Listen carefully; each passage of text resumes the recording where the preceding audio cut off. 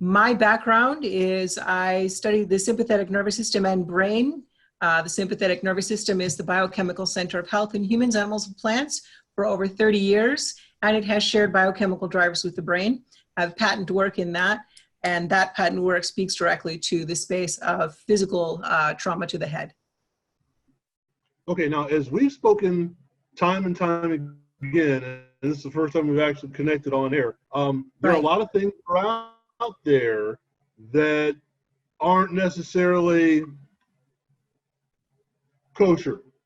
I was having a conversation about that the other day. I used to have, and I know you know this, I used to have a big chip on my shoulder. I used to be what I used to call a pissed off sports mom about all those things. And really, I came to learn some things over the last couple of years, one of which being is I might be smarter than I thought I was. Okay, so there's that. The other thing is I think a lot of these people are really trying to do the right thing. They're trying to find some solutions the best they can, but they are not the right answers, and they're often not the right approaches.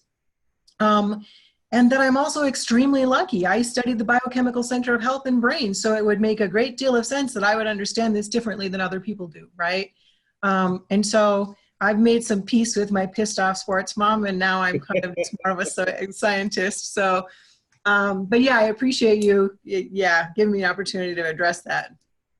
Well, let's take a step back, because as we spoke before, you come at this from an actual reason for being pissed off sports mom, or understanding this. So if you don't mind, if you want to, give a little background as to where you come from as far as my own mild traumatic brain injury. So I studied the sympathetic nervous system and brain for, 25 years at that point, roughly, or 23 years, because it manages pain, moods, the immune system, and addiction. And I have several herniated discs. And I lost all my friends and family for studying all these years because they thought I was either a crazy genius or I didn't know what I was talking about. And I walked away from my work. There's a meeting, which I call a spiritual meeting, that I had that's becoming kind of a famous conversation about me, and that is, it's a little eccentric, but I had a meeting with the dead scientists who I studied. They were all Nobel Prize winning scientists, about the quality of my work. And we agreed about the quality of the work and the value of the work and its worth. And I walked away from it. And less than a year later, I was delivered a mild traumatic brain injury via my occipital lobe, which is more towards the base of your skull, from electricity. And so I ended up having this whole situation that I even didn't understand at the time, because we don't equate a concussion to the destruction of your health. We don't equate concussion to seizures. We don't equate concussion to all of these other things that many, many people experience, which are now known to be mild traumatic brain injury. So I went through that for about 5 years. I was actually too poor to buy the raw materials to try to make this stuff, which honestly didn't occur to me. My brain was bad off enough that I, hadn't even considered my own work might work. And then I met a doctor who became my doctor, was a professor of medicine at Michigan State University, Dr. Todd Holmes. And my first visit with Todd, he said 2 things to me. One is, you're very lucky to have learned what you learned and know what you know. And 2 is, you don't have to go through this alone anymore, at which point I bawled, right? So.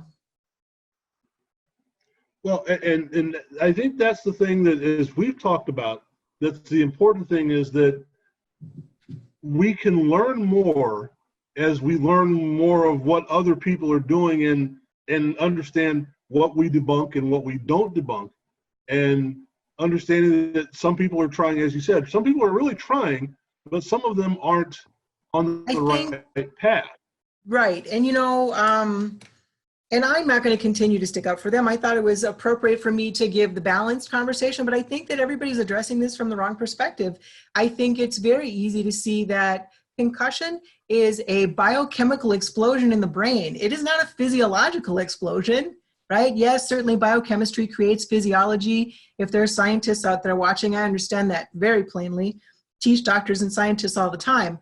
But we know that this is a biochemical explosion in the brain. Dr. Omalu's own paper page 1, I believe it's paragraph 2, sentence 2, says that they witnessed a mild to moderate neuronal dropout in the frontal, parietal, and temporal neocortex, which is the entire brain, of pigmented neurons, which are a result of, for in lay terms, which most people understand, dopamine, norepinephrine, and serotonin, right? Those are the things that people are deficient when they're on antidepressants. So it's a pretty simple biochemical conversation. It's a pretty simple biochemical solution, in my opinion.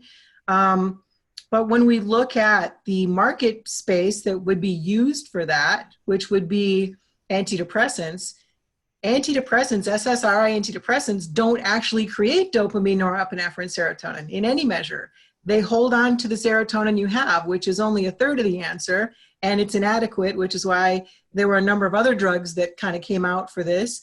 I think my favorite commercial, and I've told you this, Frank, is a commercial for a product that says it was created for the 85% of people on antidepressants who are still experiencing symptoms of depression. And the pharmaceutical industry recognizes this at this point. They have dropped their spending to develop new antidepressants by 70% over the last 10 years. So we have a lot of conversations beyond physical head trauma going on here, but the physical head trauma is a real, it's an obvious conversation. And I entered this really from the pissed off sports mom position. I wanted to help our kids. That's what it's about for us. So there is something worth mentioning about physical trauma to the head. So Boston University, Dr. Bob Cantu made a video about this, that people who have pre-existing depression, anxiety, or ADD are more likely to get a concussion, even at a lesser rate of impact. And it's more likely to turn into post-concussion syndrome.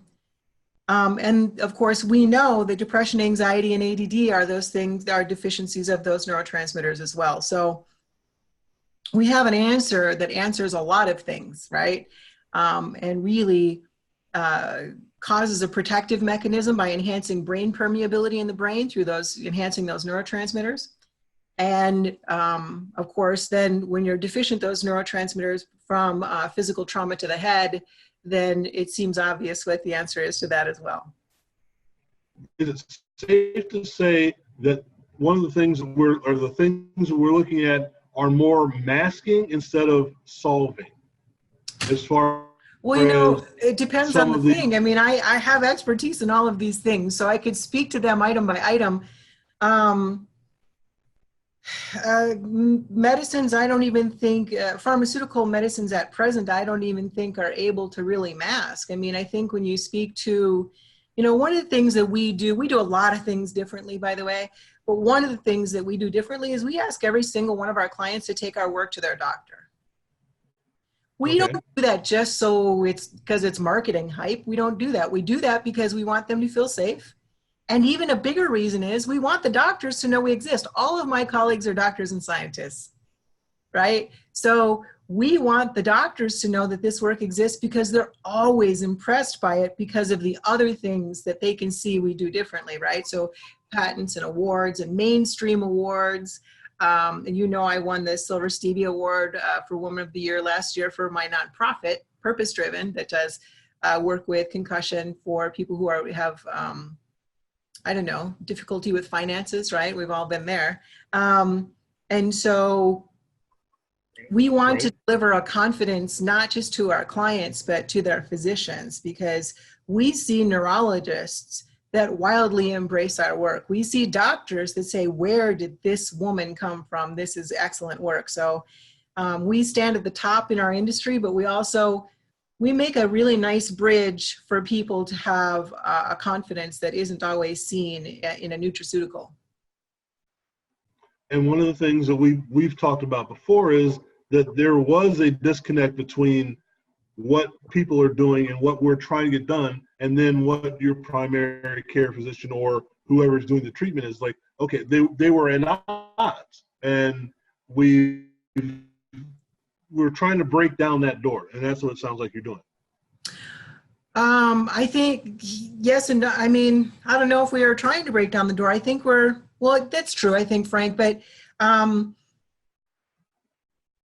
I think the barrier with physicians is, especially physicians who have passion for concussion, is they're so focused on kind of some existing technology that doesn't toe the line. For instance, there is a technology that is widely used in high schools and in physicians' offices to measure a baseline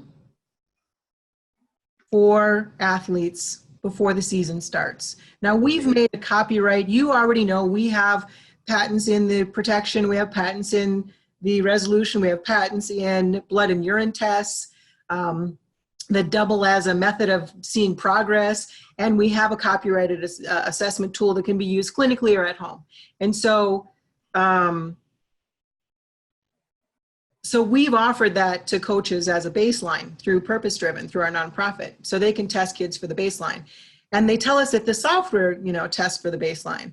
What we've learned is, and certainly the people that own the software know this, is that if one of those kids, one of those players, one of those even adults has pre-existing depression, anxiety, or ADD, they're going to get a read as if they already have had physical trauma to the head that has resulted in a concussion.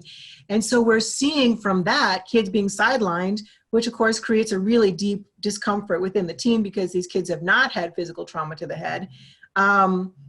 And so there's people that are kind of, the truth is I can't shame that, but it's not the right answer, right? So there's some ways that it could be implemented that are helpful, but overall it is not the right answer. So when we're looking at things like, where do you want to go? Do you want to go to medical marijuana? Do you want to go to CBDs? Do you want to go to EEG? I mean, there's all these things on our Panacea Biomed website as the scientific reasons why these things are not effective.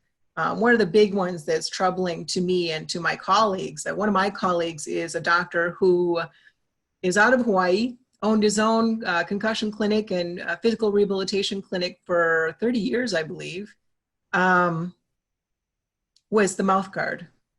The mouth guard is the reason I stepped into this arena. No question. The mouth guard was disproven well over a decade ago. I'm in Minnesota, so the doctors I've spoken to outside of Minnesota find it laughable, but there's a company in Minnesota that raised almost $10 million in funding, right? If we're talking about the, physical force, there's a lot of companies that have headbands or necklaces or t-shirts or hats or whatever you can wear to measure the speed and velocity and force of the impact as a predictor for concussion. Those are also inconsistent because if you have a biochemical deficiency prior to physical trauma to the head, the probability of you having a concussion is much higher. So speed, force, and velocity of the impact are not good indicators. So all of these companies have already learned this. These companies know what I know, certainly, right? This is not just right. So I think it's time. I think it's time that we get to this answer and put this problem to bed for humanity, frankly. Well, it's the idea of comparing apples to apples, right? It's like, okay, if you are susceptible to something, it doesn't matter what you're doing on the outside of it, you're already susceptible to it. So whether it's a mouth guard or a head wrap or whatever, you're already there. So right, and one of the big conversations, I mean, I know that you're aware that the NFL, what did they market against that concussion movie? It was like $24 billion of marketing, right? And there was new pads and new helmets, and you got chiropractors out here saying they cure concussion when in fact they cure whiplash, which can be part of head trauma, but it's not right.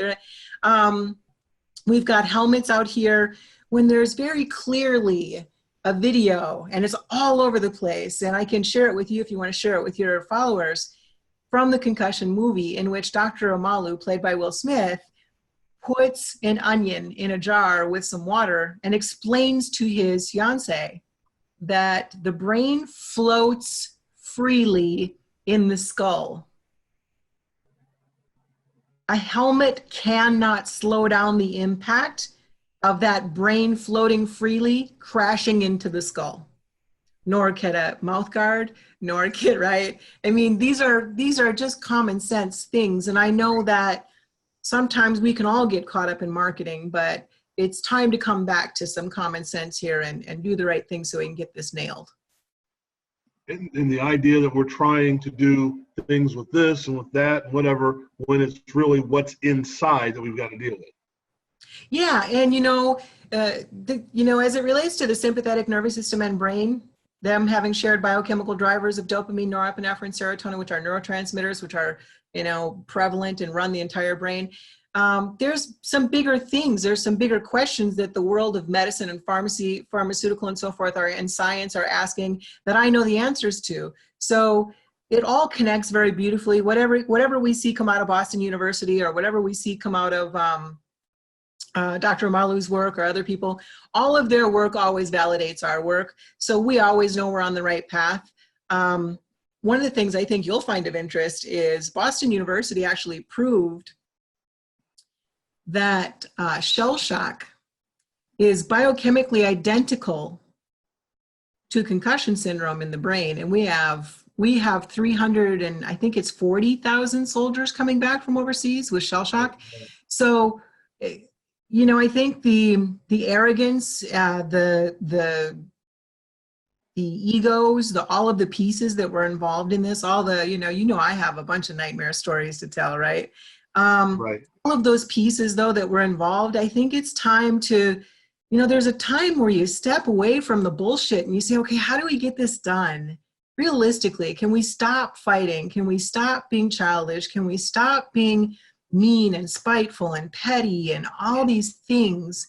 And simply, I used to joke, and I think you might have heard me say this one, Frank, I feel like I was sitting in an auditorium with a professor giving a presentation, and he asked a question. I had the answer, and they let every single person in the room beat the hell out of me before I got to tell the answer, right? So, right. And we've all been to that. It's like, yeah, what is everybody else doing here? Okay, yeah. Well, okay. So here's the dilemma that we've talked about before, is that we're facing two completely disparate things. How do we solve a problem? And then we have another group of people that are, how do we make money off of the problem? And it's not that they're not trying to solve the problem, but they're also operating as a business trying to solve the problem as well. And this may be a larger thing as far as the medical profession in general. I want to get into that. But we have a lot of businesses that have sprung up around trying to be, lack of a better term, concussion friendly.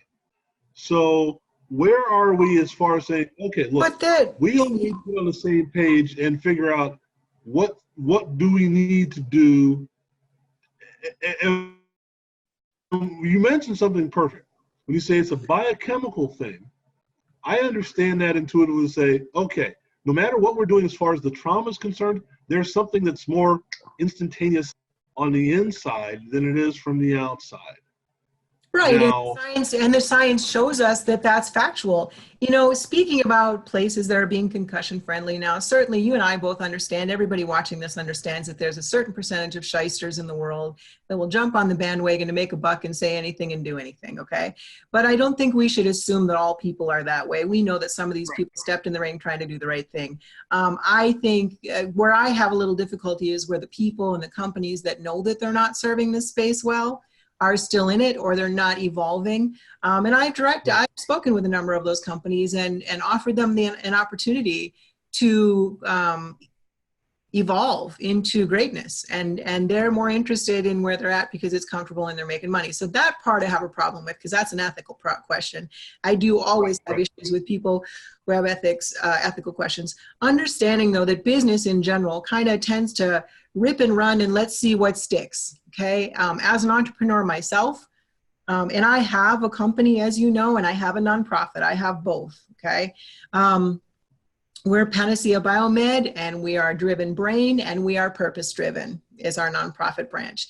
Our website for our product information is drivenbrain.com. But that being said, I studied this for me, Frank, so it had to be perfect, right? So even when you're a great scientist in a university or a corporate structure, there's usually a lot of pressure to hurry up and get some kind of an outcome. For me, it wasn't like that. I had a natural gift in this. I used to I was a single mom, so I used to kind of do like my internet dating, and then I'd stay up all night on a Saturday night until the sun came up because I'd find all these connections. I mean, I had a true gift in this for many, many years. So it was my thing. I actually never thought the world would accept the kind of work that's coming out of me and the kind of patents that I'm delivering the world. So it's a blessing, I think, overall. And obviously I understand the trajectory of my journey, but I think that what I really want to see is I want to see some of these people who do not have it right evolve as people and embrace. Okay. And let's get this nailed, because this is, you know, when I was the ticked off sports mom, I spoke to the NFL Players Association's vice president, and he said to me, so Alicia, why are you calling us? Why do you want to help us? And I said, well, honestly, now don't take this wrong, all the people who hate feminists and all the people who perceive things about women and men and yada yada, but this was my mood at the moment. I said, well, y'all men, you can screw each other over in business all you want to. In fact, you can screw over your neighbor if you want to, but when it comes to screwing over our kids, I got a problem with it. And I would have had a problem with it even if I hadn't had a catastrophic mild traumatic brain injury, right? So that's really what we got to, you know, rouse around here. And it's a timely, not only answer, but it's a really good time in our country to talk about ethics. And we have situations where it's become very, very okay to not have good ethics. And that's not a strong foundation for us to move forward with as a country that is the greatest power in the world, right? So. Right. Well, you know, it's funny because when we first met, Pissed Off Sports Mom was really pissed off. Yes, she was. And took me a couple really years to work through that. Well, but you still had the same drive. So that was the thing that I said. Okay, you knew where you were going to go, but you didn't get past Pissed Off Sports Mom initially. So I'm glad to see that part. Not that I didn't like Pissed Off Sports Mom, but, but Pissed Off Sports Mom was like, okay, you need to shut up now. I'm going to talk. So I eventually didn't like Pissed Off Sports Mom because, you know, Pissed Off Sports Mom on the sidelines gets somewhere. She gets heard, but she doesn't necessarily make progress. But what it really took, Frank, is first of all, it took the numbers of doctors and scientists that came through my life that were floored. Like if I go to the doctor, I don't go to the doctor very often, but I went in the spring. And so the doctor for a physical, and the doctor said to me, oh, you're a neurobiologist. What do you do? And I said, well, my primary work is this sympathetic nervous system and brain. Oh, you have patents? Oh, yes, the simultaneous neuroregeneration of the sympathetic nervous system. And their jaw drops and they want to know more, right? So it took those people to validate me and for me to understand my worth as a scientist, to get out of Pissed Off Sports Mom mode, to heal from what I had been through, to face. I really took, Frank, you heard some of the abuse that I took, the kind of abuse and the death threats and the ridiculous stuff that I went through just for trying to stand up and say, hey, can I help, right? Was crazy to me. So I was really bitter about that. And I really needed to heal from that. Well, I think it was part of the approach and the acceptance of the approach. Like, okay, I know more than you do, what you do, but people didn't want to hear that. And people had to actually see. Well, I think at the time, but people had to see that you did know more than you did. Yeah, there is some of that. I think at the time in the medical structure, specifically among doctors, there was, in the alternative and integrative space, especially alternative, there was conversation about the sympathetic nervous system. And then these things take time to find their way to people conversationally. And by the way, not every doctor goes to college because they have brilliance and they want to heal people. So a lot of doctors go because they want to make money. So, if they didn't listen in school, they don't know something. I'm considered a 1% scientist, so they wouldn't necessarily know. But so this conversation about the sympathetic nervous system started really evolving. The sympathetic nervous system is sometimes called the fight or flight. It manages all stress in the body and pain, moods, immune, and addiction. And so mainstream doctors were starting to have this conversation around the sympathetic, and the timing was beautiful, right? And of course, we have a much bigger answer than concussion, but the truth is that if we can get people to start talking about it so we can, lead towards other answers and really truly deliver what we are called upon to deliver to science and humanity, that is our objective. But we see no reason to hold something like this off and not let those suffering and not let our kids get the benefit of it. And it's something we talked about before. There is a bigger issue that we're talking about, soldiers with post-traumatic stress and those kind of things, that these are interrelated things. So kind of touch on that a little bit, because this is something we talked about a couple of years ago, that it's not just a traumatic impact, it's a traumatic situation that these things occur. Right. So on our website, drivenbrain.com, we speak about physical and emotional trauma. Physical and emotional trauma come with the same consequences, right? So you can have physical stressors or you can have emotional stressors. And when you look at, I'm trying to think of a really interesting case that I can tell you about. Let's look at so we know what happens with the physical trauma up to the head. And we know that, I used to explain it, I'll explain it this way. I used to explain it to coaches this way because they like it this way. And I think it makes a lot of sense to coaches and parents when they hear it this way. So you have Johnny and Joey, right? You've heard this story. And little Johnny's mom, she's a single mom and she has 3 jobs and she's working all the time. And little Johnny's dog just died and his grandma has cancer and his dad doesn't come around very often and their car just broke down. And he's really stressed out because he wants to see his mom more, and he probably already has a diagnosis of depression, anxiety, or ADD, because 80% of kids in his situation do. But there's one thing for sure: when we understand that the sympathetic nervous system, that fight or flight, manages all stress, that little Johnny's had a higher biochemical price since the day he was born, right? And then we've got little Joey, and little Joey, his dad is a pastor and his mom is a nurse, and they do everything together and they eat dinner together every night, and he is literally biochemically superior to little Johnny because he has more love, more support, less stress in his life, okay?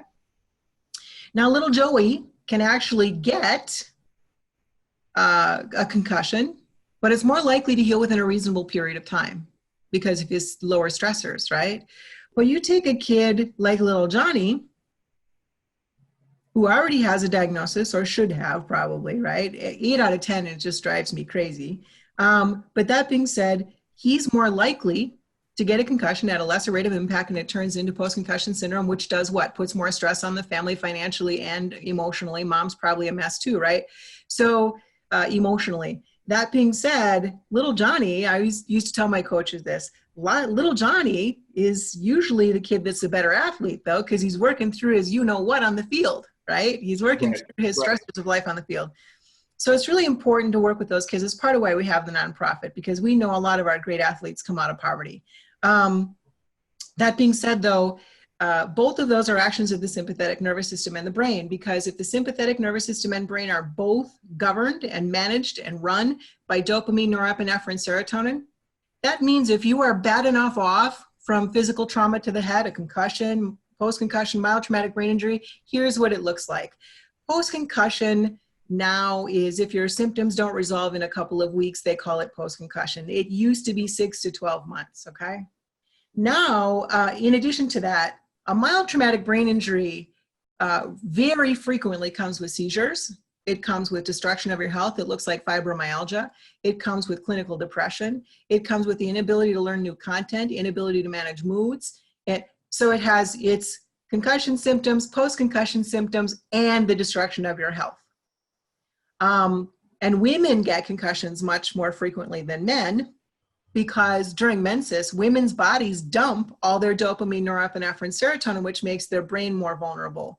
So what we've really learned out of all this is that all of these stressors, whether they're physical or emotional or menses, dumping the loss of the dopamine, norepinephrine, serotonin, which is the price you pay for stress every day, right? You have to replace it with good food, good diet, good supportive environments. And if you can't at some point, then you need something to replace it. That's part of why we exist. But we know that in these scenarios where you're grossly deficient dopamine, norepinephrine, and serotonin, that it affects brain permeability. That's what we've been discussing here, right? The strength of the brain. Well, dopamine, norepinephrine, serotonin, and brain permeability are issues in Alzheimer's and dementia to the degree that post-mortem, after death, a brain that has had Alzheimer's or dementia is grossly smaller than it should be. So we know that long-term, those brain permeability issues affect the brain size. They cause more dementia and Alzheimer's. And we know that that if we don't resolve them, that the people who have pre-existing depression, anxiety, and ADD are far more likely to have those diseases when they become elderly. So we have a much bigger conversation, right? Now, is it safe? I know I'm extrapolating here, but is it safe to say that the traumatic impact is a trigger, not necessarily the cause? Have I gone too far there? Because it depends upon your biochemical status. For example, we're looking at, okay. Yeah, but at the same time, I want to talk about that. I want to address that because the thing that we call tau proteins. Tau proteins actually have a functional role in the brain prior to any kind of head trauma, okay? Tau proteins are a factor with Lewy tangles in Alzheimer's and dementia. So tau proteins is a conversation that has already been happening. And what really happens with these tau proteins is they have a little roof on them that's like this, okay? And when you have the injury, there's a biochemical fallout that's kind of a toxic soup of junk, just like when you sprain your ankle, right? That makes it all swollen. And you have to get rid of that, right? That's what and part of that is calcium, and that attaches to the roof of the tau protein, which then folds over onto itself because it's calcium. And the nature of calcium is to congregate. So these tau proteins congregate and start making this problem happen in the brain. And that's why we're seeing, even with repeated head traumas that are not concussed in high school athletes and college athletes, that they are already showing symptoms of CTE, right? So dissipating those tau proteins is a matter of understanding the biochemical process and the biochemical fallout of an injury. And it's something that we understand very well, and we have validation of that work. So we hope that will obviously consistently speak to the prevention of other things. And as we're looking at, and again, if I'm drawing too much into this, let me know.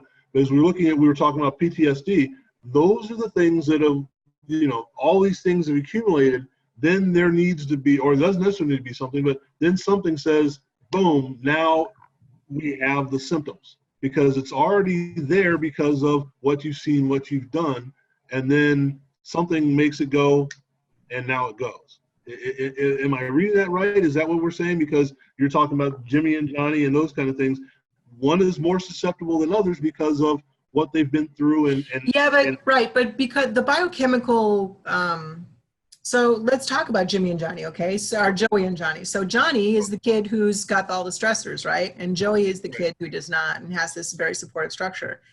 If you enter the armed services and you have pre-existing depression, anxiety, and ADD, you are more likely to come out of the armed services with shell shock or PTSD or some sort of other diagnosis that has gotten much more severe, because you didn't have the biochemical strength to handle what was happening to you. Consider the traumas that they're exposed to, right? So they're getting pounded and pounded and pounded with traumas, and they don't have the biochemical strength to deal with them. And the same is for little Johnny, right? It doesn't matter if you're little Johnny or you're, John the Marine, right? It's the same difference. Now, people who are not manifest, so we see in that group of people, within that group, right, the vulnerable group, we see very consistently, whether you're talking about Johnny, whether you're talking about post-head trauma, whether you're talking about the Marine, or whether you're talking about grandpa and grandma, we see that certain hormonal structures deliver two types of outcomes. One is a very withdrawn, depressed, can't function person, and the other one is an extremely angry person, a person who cannot manage their anger. It's not at all not at all uncommon for someone who has post-concussion syndrome to be in trouble with the law. In fact, if we want to have a tangible conversation about our football players and what's been happening to them for the last 30 years, we can explain all of that through post-concussion syndrome and head trauma. So, yeah, go ahead. I'm sorry. Well, because I was already jumping to that conclusion. The ones that we've seen that are the celebrated cases, oh, well, we never would have thought. Then we look at closer, like, oh, well, he had these problems before. He had this going on before. He had problems with his marriage. He had problems with the law. He had problems with this when he was in college. We're doing the same thing with our shooters. Right. Yeah. Right. Same thing with our shooters. Yeah. Right. So we've got the president of NAMI, which I'm really disappointed in her as a leader. We've got her taking a position that mentally ill people shooters are not mentally ill. Well, really, they are literally the definition of mental illness, right? Delusions of violence, right? Those kinds of things.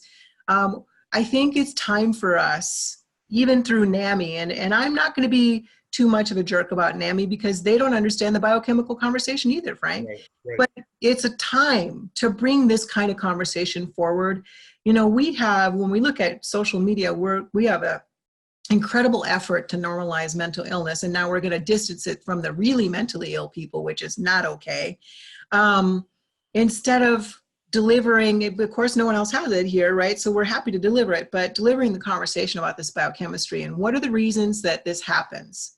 What's in the food source? What's in the environment? What's in our experiences? What's going on, right? That's causing this, because we have those answers, right? And they just so happen to very, very adequately, actually more than adequately, just address the head trauma conversation. And so it kind of wrapping up this segment, because we're going to do more of this. Trust me, we're going to do more of this. But kind of wrapping up this part of it is, well, we again, and for those that don't know, we've been talking about this on and off for like 5 years now. So we're trying to get it wrapped up to, yeah, right. But looking at it, I'm trying to make a conclusion of something where there's no conclusion yet. Looking at it, where we're at right now is that what we've discussed so far is that there is more to a concussion than just being concussed. And I think that there's great, that is what we're missing in the conversation. Right. There's these wonderful variables that need to be understood, and then the whole thing becomes very simple. It's one of the reasons you wouldn't believe how hard I push people to take my work to their doctor. And it's one of the reasons I love educating doctors, because they have many more people that are suffering they'd like to help, right? We can talk about all the possibilities and make it sound really confusing to some people, right? Because we're off on a number of different paths, but the core is the core. It's one of the things I told someone that the reason I'm a good educator is because I always have redundancy built in. So I explain the same thing from a different perspective. Right. That's what you have to do to answer a scientific question. You have to say, this is the answer, and here's the 57,000 other reasons why it's the answer, right? Here's all the proof. So, right. I would very much look forward to talking. You know, I have plenty to say, Frank. Oh, I know. Yeah. But, and pissed off sports mom even had more. So, but as where we are, you know, people are going to see this and go, what are these two talking about? But, I don't know if they will. I think, you know, one of the things I love, first of all, moms and women are the biggest geek researchers on the face of the planet. Right. When I start explaining this to moms and women, they get it very fast. They may walk away and doubt themselves in a couple of days, but they come back and ask more questions. They get it. Coaches get it from the Jimmy and John, or the Joey and Johnny story. Doctors get it because they understand the sympathetic nervous system and brain, at least in a rudimentary way.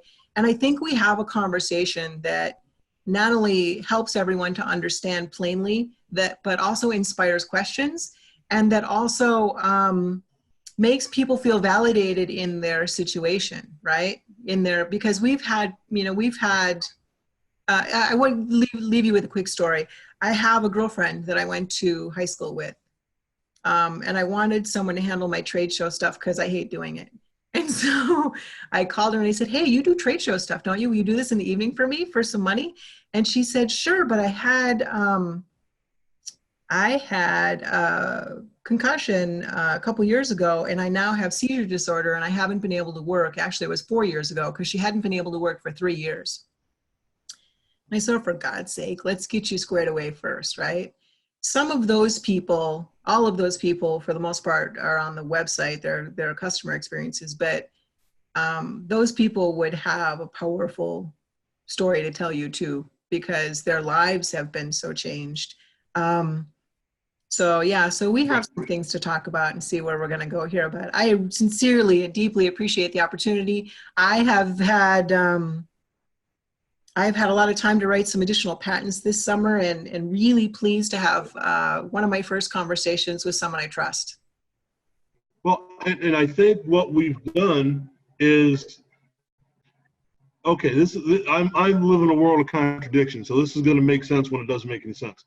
We have simplified something that has been tried to be simplified that can't be simplified. Does that make sense? But Frank, you can't overlook the fact that part of the reason that this is such a, like I got a lot of resistance and I was pushed off and whatever is because it's a nutritional answer. But I mean, the reality of it is that every day people are eating themselves healthier, and the Nobel Prize has been awarded for nutritional discoveries for almost 100 years. So, and people are extremely resistant to the pharmaceutical situation right now. So it's not just the thing for me. I think I always address this as a consumer. We really have an internal rule about manufacturing, and that is, if it's not going to be good enough to fix someone as screwed up as I was, we're not even making it. So, because I'm sensitive to everything, even now, we don't use fillers or flow agents or all that other stuff. But it's a huge market that's a confusing market, and it holds the potential. Nutraceuticals hold the potential to act very much like the pharmaceutical industry and their ethics. And that is happening because there's a lot of growth in the market space. So I think the more effort we make to just simply state our ethical case to people and give them opportunity to ask questions and educate is an honor for me to do. It's probably my favorite part anyways. So. Okay, well, let's leave it at that for now, because we're going to revisit this any number of times. Why don't you tell the people where they can find information about you, Twitter, Facebook, all that good fun stuff, because this is a conversation that needs to be continued. Right. The best places to find information about me are, if you have, we have a website that is primarily for the medical scientific community and investors called Panacea Biomed. It's PANACEA biomed.com. We have a product website which has the letter to you to take your work to take our product to your doctor, and customer experiences. We've kept it very simple and straightforward without overcomplicating things. And that is driven, DRVN, brain.com. And then we actually have a Facebook page for Purpose Driven, and Purpose Driven is our nonprofit branch to help people who are on food stamp benefits and can't afford our work and have issues that need to be addressed. And Purpose Driven won a Silver Stevie Woman of the Year award last year for curing concussion and post-concussion syndrome in people less fortunate. And so we haven't set up a website for that yet, but we have set up a Facebook page. And there's a couple other things floating around out there, but those are the best places to find information for now. Okay. Well, and to give a little background, and we'll close with this. Has it been 4 years now? We've been kind of bantering back and forth on trying to get something done. It has been 4 years. Yeah, one of the parts, and Frank, you know this, Frank, because of my situation, I came out of the most extreme possible poverty. And so it has taken an incredible amount of time and effort for me to just find people to support the work, to find people to help us get the product to market, right, plus the doctors and scientists and all the other facets that go along with it. So yeah, you and I have been talking since, I launched the company in 2015, and then made a pivot to addressing this issue in 2017? Yep, summer of 2017. Because I was ticked off sports mom. And then from there started meeting the right people. It was the right decision. It was really tough, You know, it was really tough to go through, but it was the right decision for sure. So we're glad we've come. Well, like I said, let's leave it at this, because again, there is more to go, and we haven't solved things. So we're going, and this is what we talked about when we first started talking. Like, okay, we're going to find a solution that is workable for everybody, and we're on the path.